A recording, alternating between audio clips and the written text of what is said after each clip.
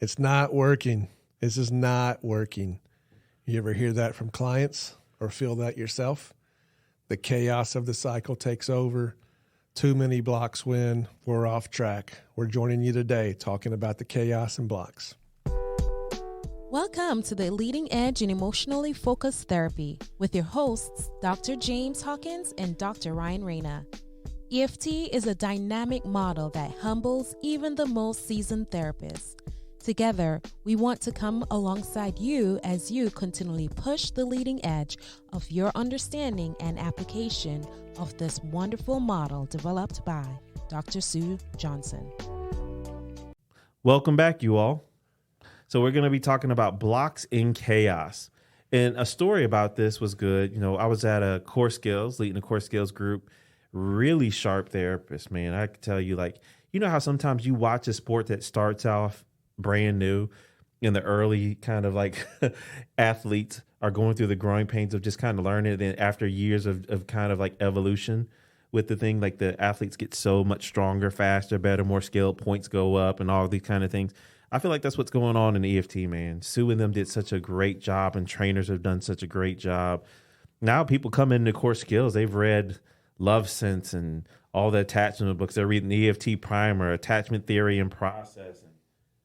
And so, and then now they come in, they're just so sharp. They're listening to Foreplay Radio podcasts, We Heart Therapy on YouTube and The Leading Edge. I'm glad, we're a part of that. But anyway, all that roundabout stuff to say this. We were working with blocks and something came out to me that really needed to get clearer. In the midst of chaos, a simple validation and trying to move on is not going to be enough when people are in chaos. We've got to be able to to help organize the block in the midst of the chaos that's coming up for them. What do you have to say kind of on that, Ryan? Well, I will say we get a little bit of criticism for being a little too tactical. Mm-hmm. EFT wasn't always taught exactly the way we're teaching it now. And I actually respect that. I appreciate that. I think it's good to get a little bit of critical feedback and relook at what you were doing. But man, we're just trying to join you where you are. Mm-hmm. And I just finished 2 sessions in a row and they were nothing but chaos and blocks. And I felt really grounded and oriented the whole time. And it was still really hard. And so I just feel for people who are just trying to grasp this model. Mm-hmm. Sometimes we talk real globally in trainings. Mm-hmm. We just show you this beautiful primary emotion. And then you step in there and you get your head lopped off. And so, that's why we're doing this. Just want you to know we're just trying to help people who are in those hard seasons.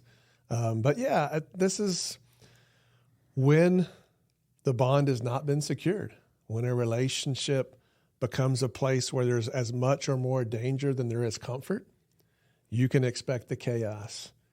And when relationships start to operate protection to protection to protection, man, the cycle is going to take over. Mm-hmm. And before long, the cycle will spin some pretty mean meanings about each other.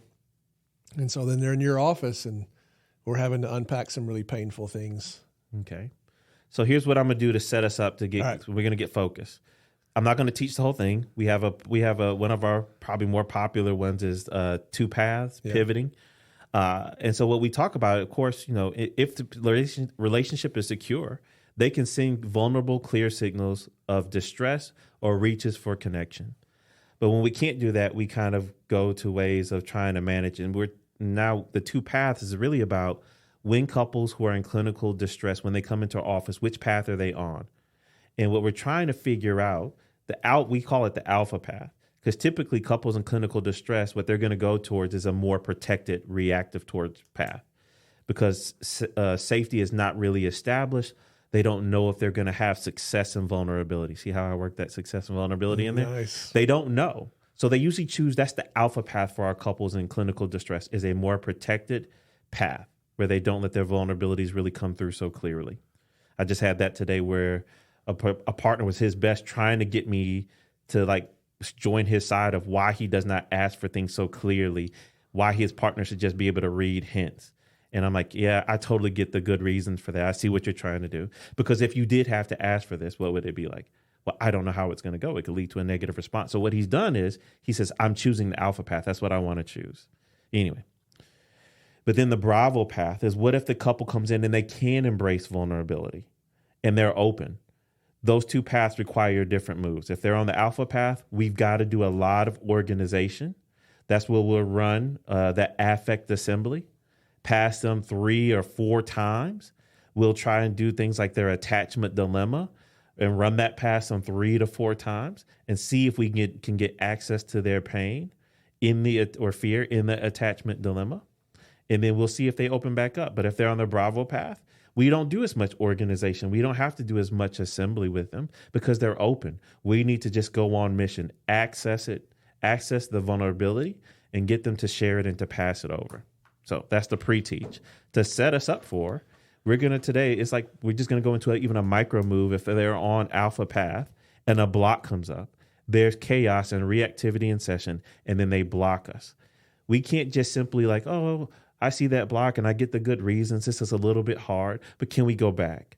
They're going to probably need a little bit more organization around that block in the chaos to give them a frame to help ground them, to show them that we see it, help them see it, to see if we can slow the reactivity down, slow some of the chaos down, to see if we can do some work. Yeah. Is that making some sense there? Can I circle back? You sure I just want to give a quick review too, because if anyone's bothered by this 2-path stuff, it's ultimately my fault because I made this up. And, if this doesn't resonate with you, if you're like, man, I really love the tango, or I'm just an old school steps and stages EFT, or throw this out. It doesn't matter. Mm-hmm. All we're trying to do is to reach more people. It's actually a form of diversity, learning diversity. Mm-hmm. Some people need different things. So I know it's helped me in my practice. You said it's helped you. So yes. Why not? So just really quick clarify with the 2-path thing. First of all, this is nothing new. This is no new version of EFT. That's not what we're saying. It's just trying to help people focus, and it's trying to dial your interventions in to be in attunement with the client where they actually are. Mm. And so that's the piece. The key word with pivoting the 2 paths is pivot. Yeah. That's the trick of this thing is you're not working. You might work with 10 different couples in that session because they're a whole different relationship when they're on one path and the other, and they might go back and forth, right? So path 1, we also call alpha path. And so they're really, really reactive. There's tons of mistrust and defensiveness. So by alpha, what they're saying is we need your strength. Mm-hmm. We need you to take over. It's a cry for help, right? I'm going to talk more about that. And then at other times, sometimes in the same session, sometimes not at all, sometimes we're in stage 2, and most of your sessions are on path 2 or Bravo path. By Bravo path, we're saying it's moving. It moves you. You want to like Bravo, give it applause because it's touching.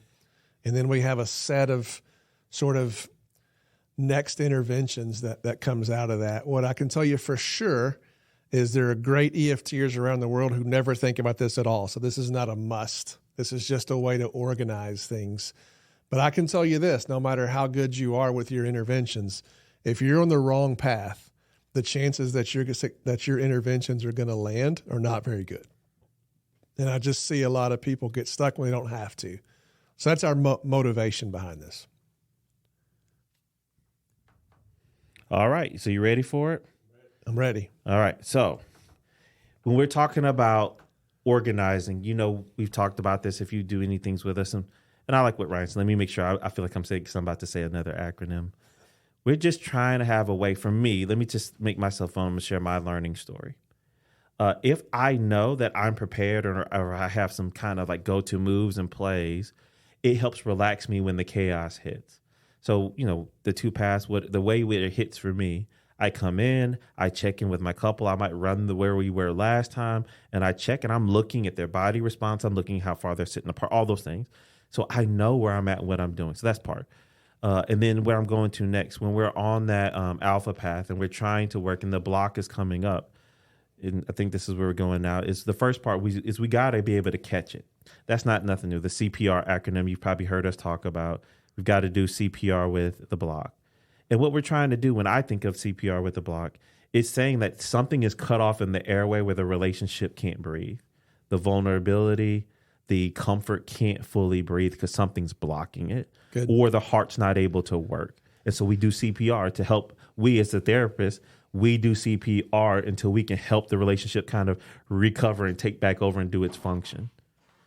And so we got to catch it. And that makes sense. You got to know it. You got to see that the block happened. Some people don't even recognize when they're getting blocked, when someone doesn't, their vulnerability is not coming through or the comfort or empathy is not coming through. And if you can't see that that's not working, well, then that's going to be hard to know if you should even administer CPR, right? You got to know that the person's not breathing. There's no heart rate. But the part I think where I'm really thinking about this, Ryan, with the block and organization comes around the P, the permission, or what we're to call really is the validation, where we give permission and validation for the block. For me, this was where this really pops in. I was working with this group of therapists trying to teach them this. And they would give a comment to say, I see the block and I totally get it. They would just kind of give a passing comment. But I'm like, you really need to stay there for a moment with that person. And when you say you see the block, this is what I think about with organization. So right here, right now, as you hear your partner say, he just needs to say it. And you hear that phrase, your body gets triggered right here. And I could see it right now. Like right when your partner said that he just needs to tell me what he needs. And you hear the frustration in their tone. You hear that phrase. And right there, your body activated. Because as we've been talking about right here, just saying is not so safe for you. Just saying it sometimes has led to negative consequences for your relationship. And so right now, it's like feeling like once again, the pressure's being put back on you to take a risk and no one's understanding. And so right now in this moment, you kind of escalate and your body moves faster because that's your way of saying like, hey, you're asking me to move towards danger and it's all being put on me to take all the risk right here. Is that what I'm getting what's happening for you?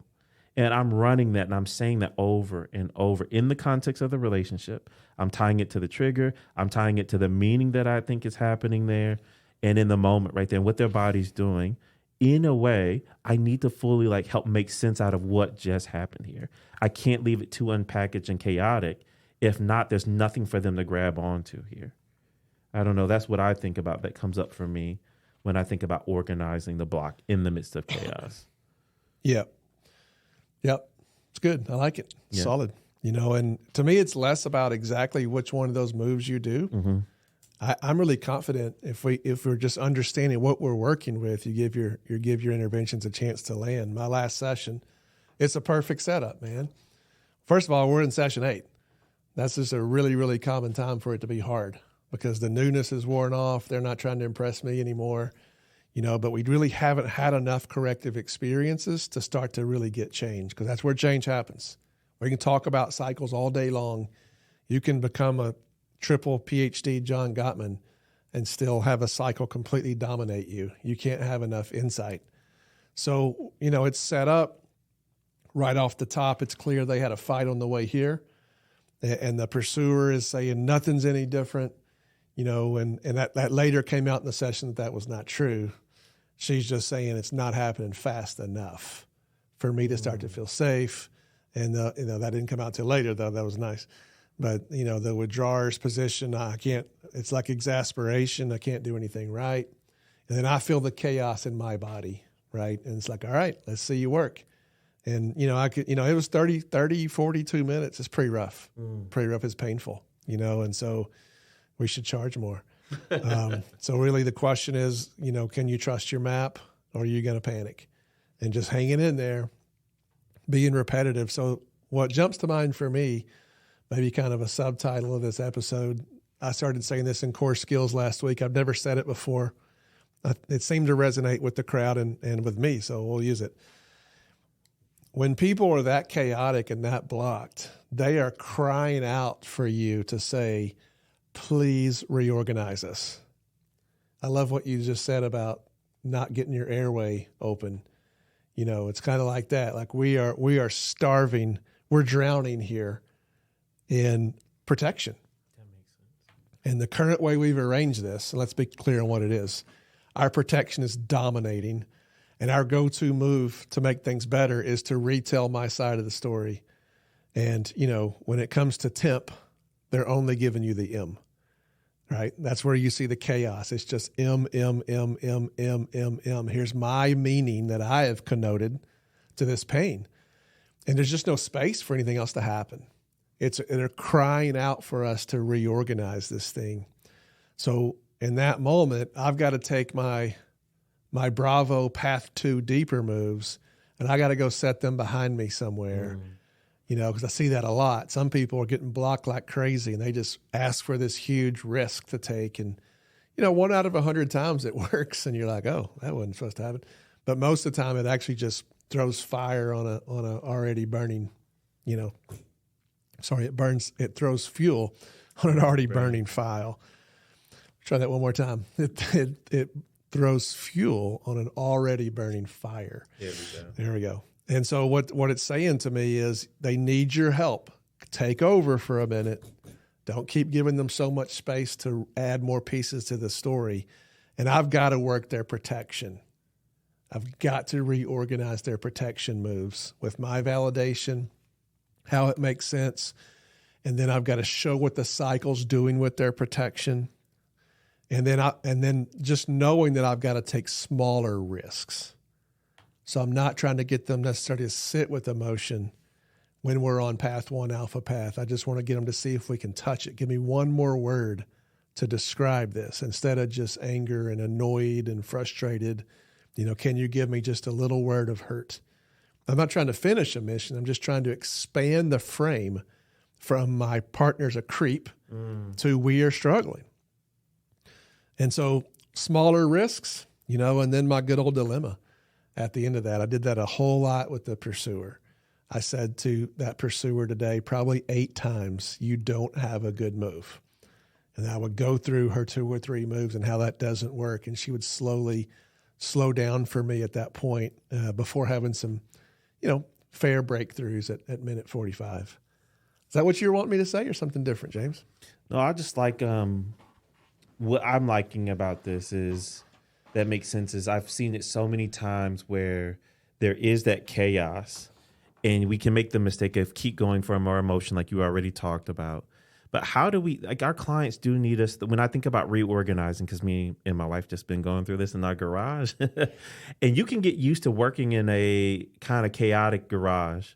You step over things, you know what pile that screwdriver or whatever should be in, but that's still not the optimal way. You just get used to it. And that's what our couples kind of do. They get used to trying to work in chaos. But reorganizing, what it does is, particularly when we as therapists kind of go in, like sometimes, what is it, the lady on Netflix who teaches people how to organize their home? Oh, okay. She's a specialist in it. Okay. And so she has I understand human functioning and how people work. I've got to make this chaos. I've got to help find a way to make this system work for you. And so she finds out what's valuable, what's important to you. She helps you how would it be the easiest for you to get to this? And then that's how we'll determine our organization. And when you were saying that, Ryan, what got me was, if they've organized it in a way of the only way I can make sense out of what's happening and why I can't send a clear signal to you or why I can't get you to respond is some rigid form of blame, of blaming partner, blaming self, or blaming the relationship. They form a lot of meaning around that constantly, and they can't make sense of what's happening and why it's happening to them. So when we reorganize, the EFT is focused on emotion, but that frame is really, really important to say, why does this keep happening to me? Why does this keep happening to us over and over again? Just in this session this morning, I helped the couple kind of organize a block that showed up in session. And when it made sense for the partner, she said, oh, this is good. Now, James, help us make sense of how we don't keep doing this to each other over and over again, where we keep hurting each other. Help this. I see it happened, but I need you to help make sense out of this for me. It's good. I love your example there in the garage. I'm going to join you in the garage with an application after this commercial break. You can donate to this podcast on Venmo or Cash App, both at DocHawk LPC. Once again, Venmo and Cash App at DocHawk LPC. We so appreciate your partnership as we've grown and are engaging more people. We've been contacted by folks to try to monetize this. We really don't want to do that. We love to bring this dialogue to you for free. One of the ways that we do that is to ask for your partnership.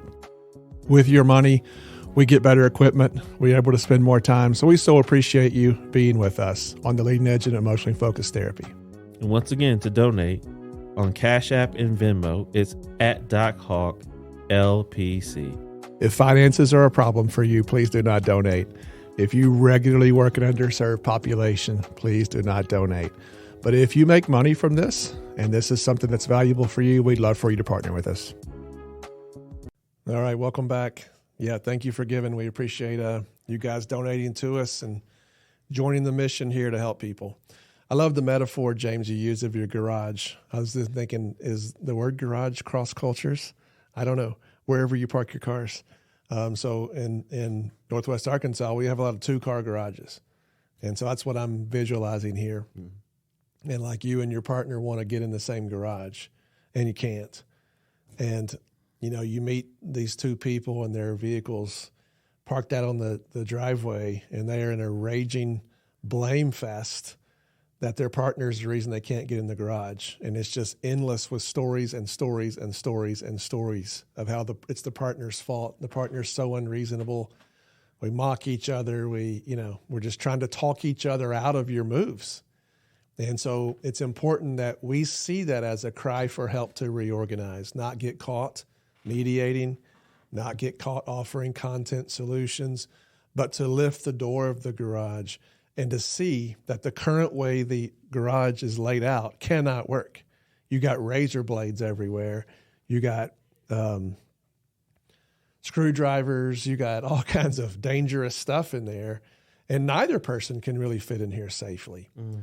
And so instead of going through a debate to change each other and the things that happen there, we've got to reorganize the garage to have a safer place to make space for both of you to fit.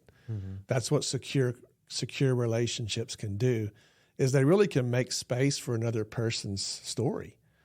And as opposed to right now, where the very thing I do when I'm in distress is the very thing that triggers you, and vice versa. And here we go. So I used the word protection in that last session 65 times, 75 times. I'm just wearing it out because that is a constant reframe, and that is a way to validate.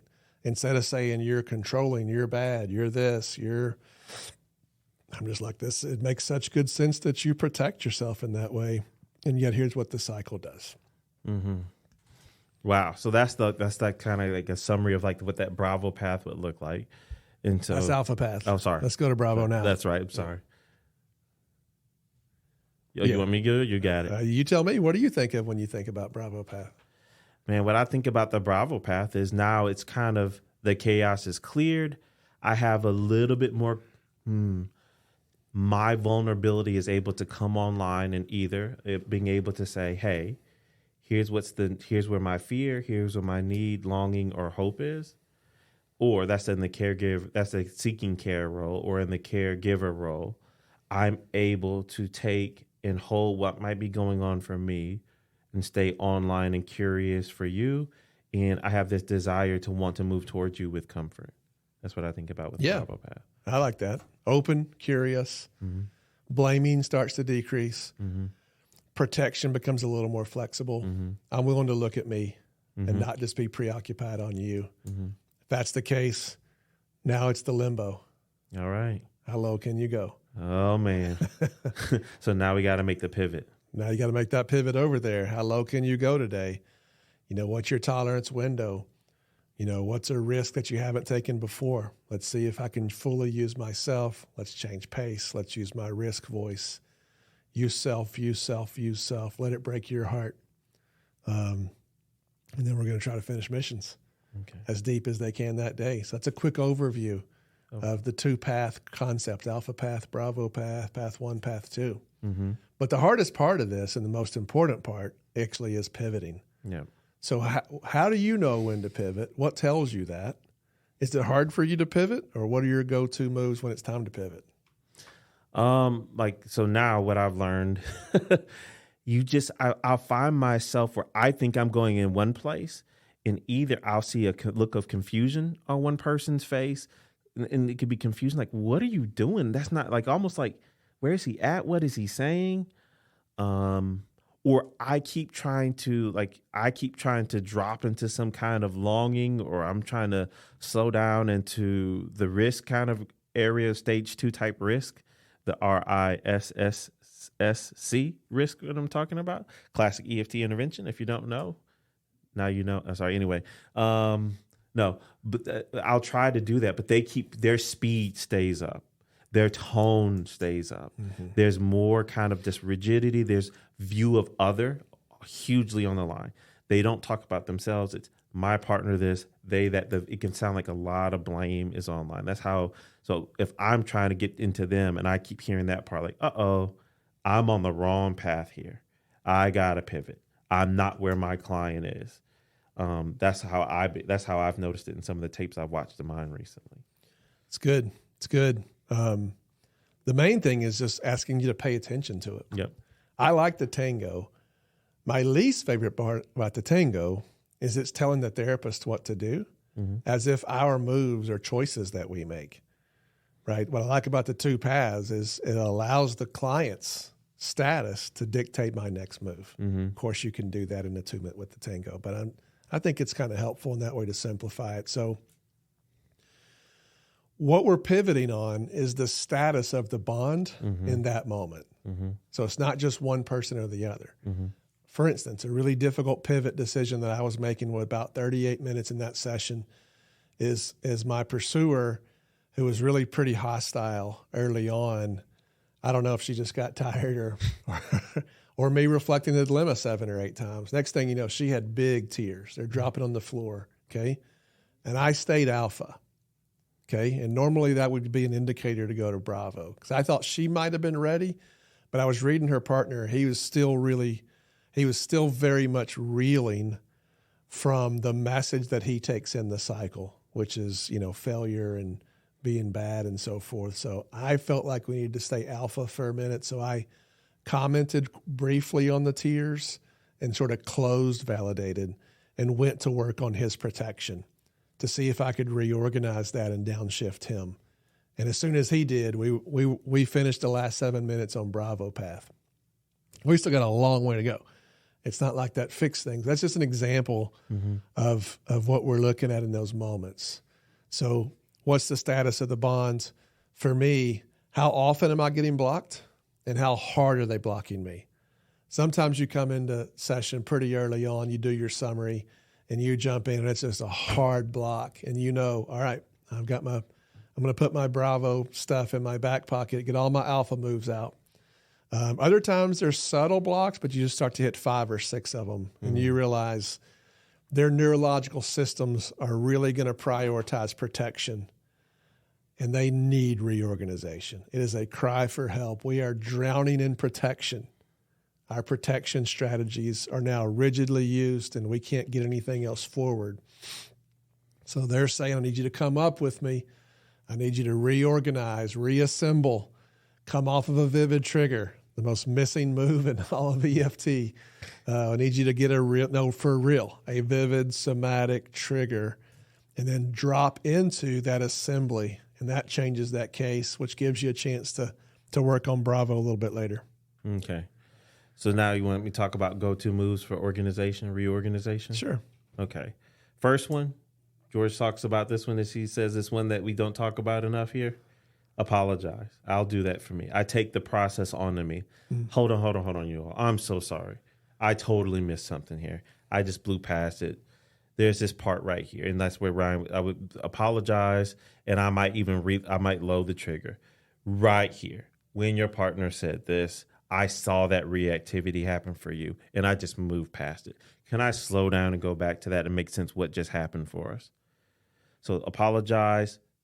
I'll go back to that trigger that happened right there live in session. Name the reactivity I saw. I saw you speed up. I saw you just like you clench your fist, or I just saw you just kind of, there's a part of you that just looked away, and name I see that block that just happened right there.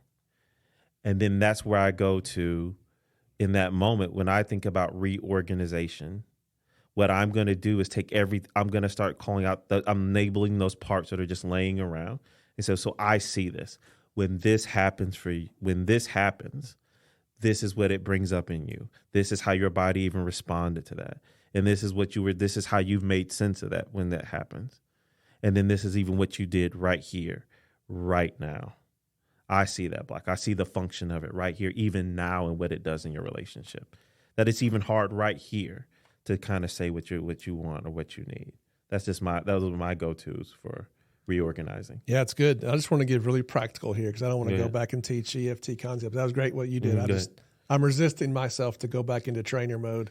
I'm trying to push myself back into that last session and go, what did I actually do? I know for me, when I was a trainee, that's what I really wanted to hear and see, not some philosophy, even if it's good philosophy. So number one for me is you just got to interrupt. Yep, that's right. I can't tell you how valuable it was. And this was, I got from Sue and Becca and others, but George, maybe 7 years ago, he just looked decidedly at me and goes, when they're off map, stop them.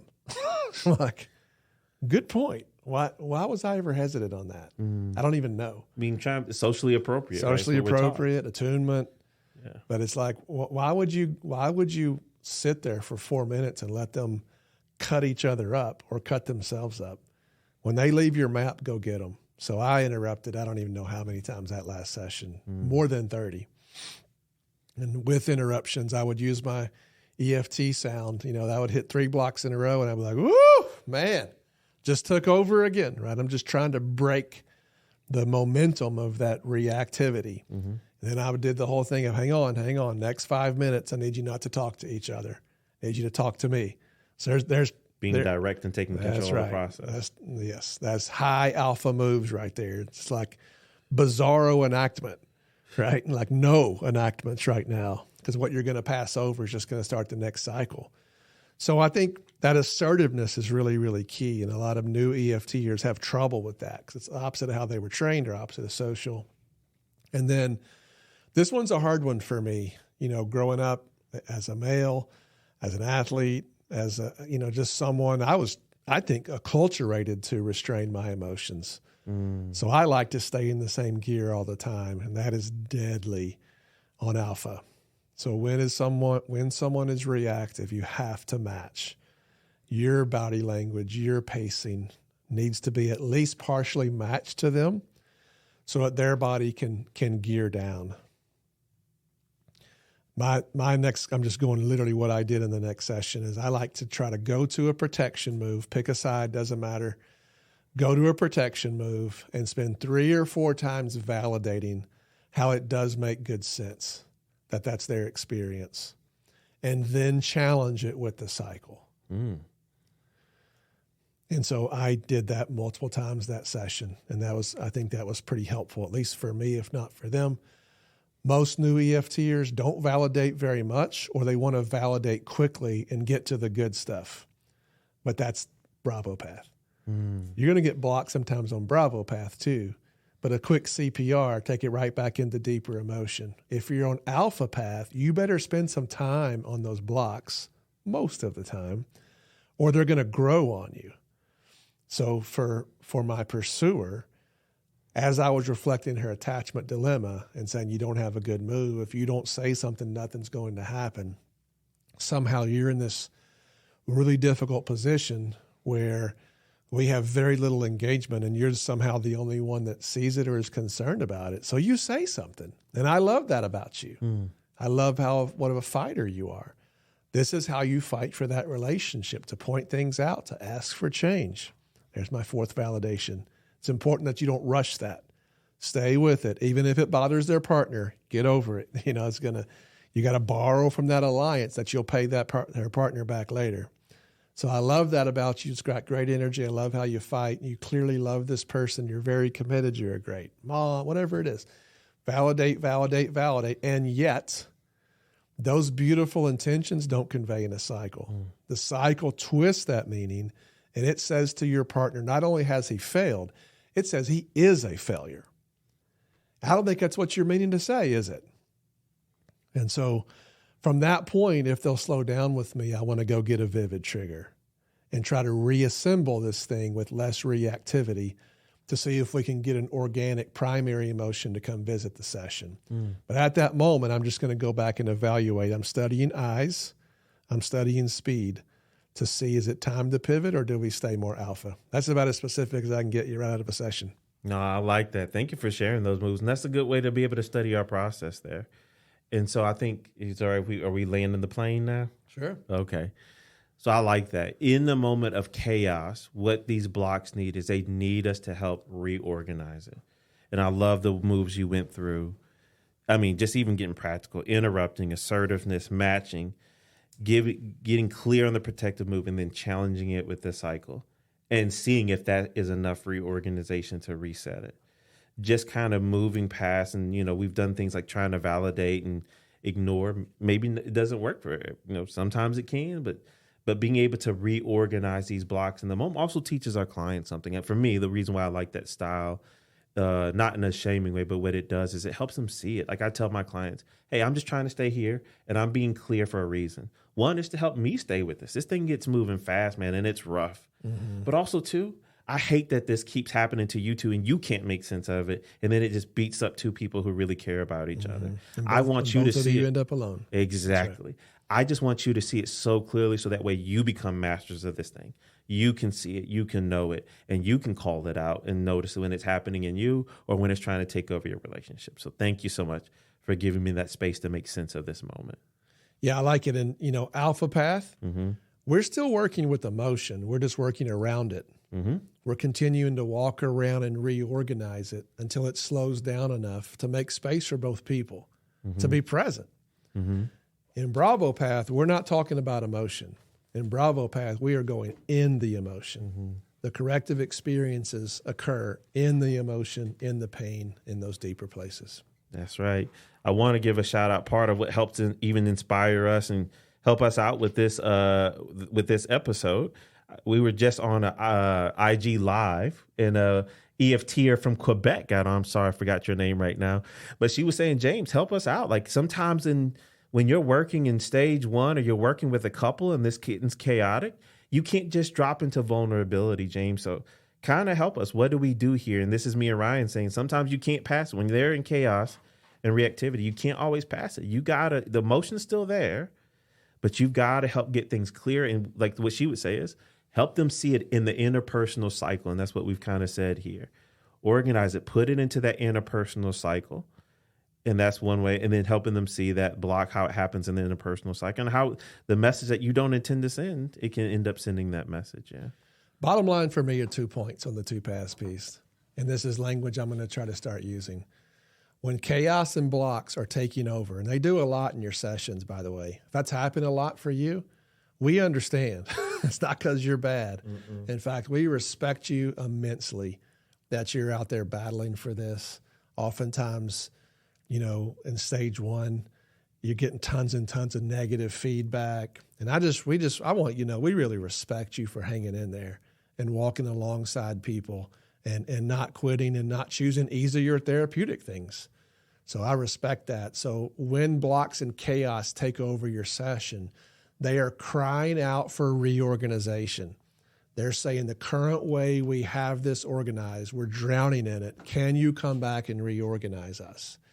And then when they shift to Bravo path, they slow down. They become more open and curious. What they're saying is, hey, therapist, quit organizing us now. Give us a space to risk. Ask us to do a hard thing. And then hold our hand as we go through it. Thank y'all for listening to The Leading Edge. Thank you for listening. We hope this experience helps you push the leading edge in your work to help people connect with themselves and with each other. Please subscribe to our podcast and leave us a 5-star review. You can contact us at pushtheleadingedge@gmail.com, and you can follow us on our Facebook page at Push the Leading Edge. You can follow Ryan on Facebook at Ryan Reyna Professional Training and on his website, ryanreynatraining.com. You can follow James on Facebook and Instagram at DocHawkLPC. You can also check out his website, DocHawkLPC.com.